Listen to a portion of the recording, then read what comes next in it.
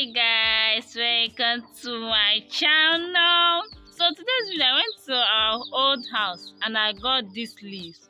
This is moringa leaves. So this leaf is so beneficial to both human being and animal. For human being, it serves as herbal. You can use this leaf to treat malaria. But that is not what I'm going to do with it. I want to give it to our snail because snails love these leaves so much. They can't do without these leaves. So right now we are going to debranch it.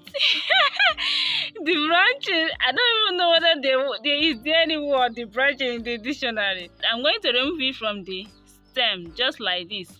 Then after removing it, I'm going to wash it. I will gently wash it because the leaves normally goes out from this stem. So after washing it, I'm going to serve it to our snail. So after doing all that, this is how it looks inside the snail pen. Oh, see my snails. They're enjoying it. Thanks for watching.